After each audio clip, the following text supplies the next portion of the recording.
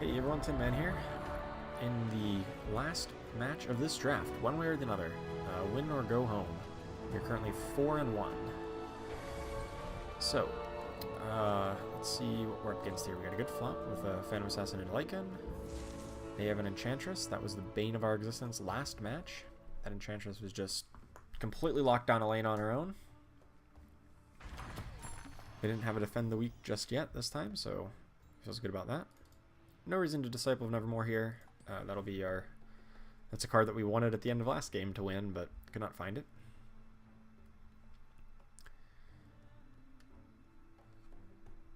Does our opponent have something to cast? Like a Assassin's Apprentice or something along those lines? Or maybe they're just taking a little while. In any case, so we're going to get a nice kill on Lycan here in lane 3. And then that's probably where we're going to have to deploy our Tyler State Sensor next turn.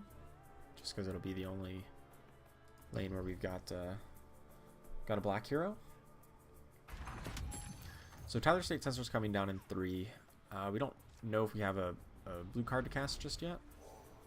Ooh, Shield of Aquila.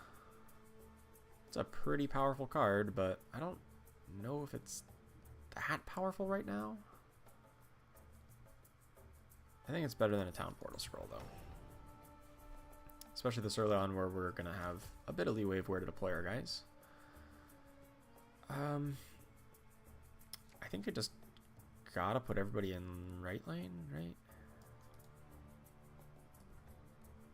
Especially because it'll spawn in front of this creep, and then I put shield on Phantom Assassin. I take a bit of damage in mid lane, and like I've never beaten an Enchantress in lane in my life, so we may just ignore this. Especially with a blue hero where I don't really I don't win the lanes where my blue heroes flop into. That's just not a thing that happens, because my blue heroes don't have too much going for them early. Much more of that is in strong black cards. Luckily, this lane isn't taking anything. This creep is the MVP here. Ooh, a Stonehall Cloak. Kind of wish I had that over a shield, but nevertheless. Alright, they killed off my Jamoy. That's fine. I didn't want him in that lane anyway. Seriously, I didn't. That is not the lane for him. Mid lane might be, though. Let's go here, hope it curves in, and then it did a shield on. Hey, that was perfect. Now we've got a perfectly healthy board, and we're dominating lane 3 just as much as they are lane 1.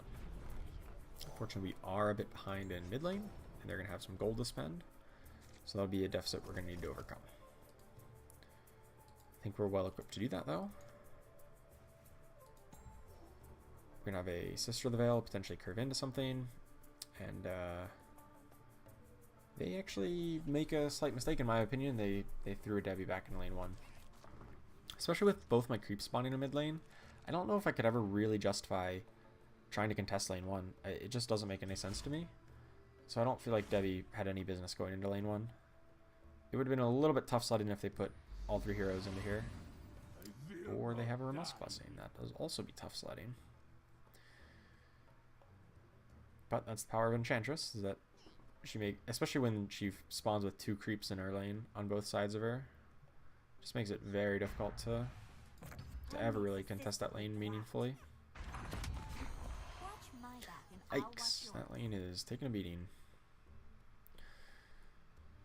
Okay, what can we do here? Sister of the Veil, Hipfire. This is a bad alignment. Every one of our guys is dying, and none of them. Sister of the Veil doesn't even really get that off. Oof. Seems like no good options here. Not a single good option. 5 seconds remaining. As we hop over to here.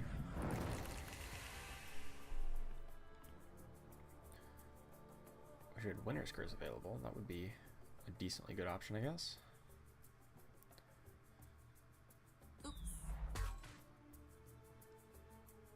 Single, no accident.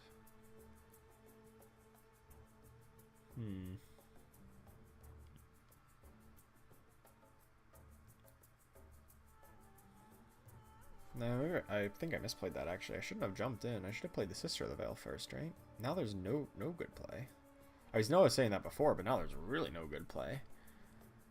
There's even less than none. 15 seconds remaining. Like, do I just hip fire, take initiative?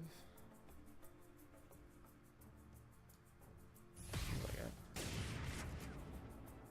I wish it killed her. Like, that Ramusk Blessing was just absolutely crazy. Oh boy, and I'm not gonna have a black hero in this lane.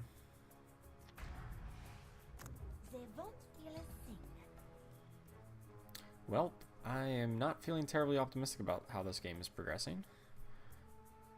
Fair warning, I feel like we're extremely far behind. You know, part of that was the exact alignment of the way the heroes lined up, but also just our opponent has played like almost every card they've drawn, and we haven't played like any of them. You see? I don't think there's really a reason to give up initiative here. I need to preserve initiative into this lane again, so I don't lose my black hero, so I can first action Winter's Curse. Or put an item on him. On her, rather.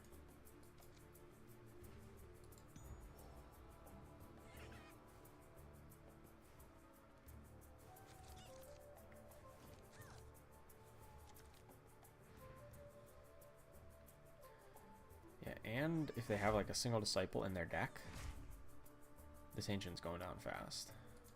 I've got basically no recourse against that. Ramusk Blessing was a real beater. That was a big part of why we're behind this game.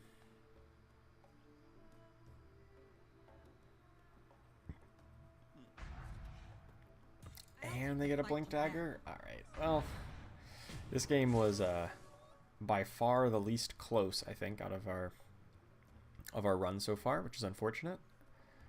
Opponent has a very good deck, and they stole initiative. That's just all around a horrendous situation. So looks like we're gonna take this loss pretty hard, but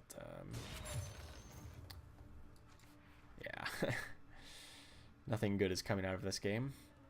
Let's just I mean, I will put up some. Oh god, she only has 2 attack. I thought she had 3. Oh god, I'm even worse than I thought. All right, there's nothing good coming out of this game. I'm gonna pack it in. All right, so unfortunate, we finished 4-2, but our opponent had a very strong deck.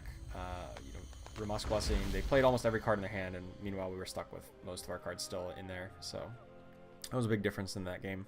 Enchantress, great card. I am 0-2 in this draft against Enchantresses. So thanks for watching. Hope you guys enjoyed it. Hope you learned some tips and tricks. And I'll see you the next time I do a draft video.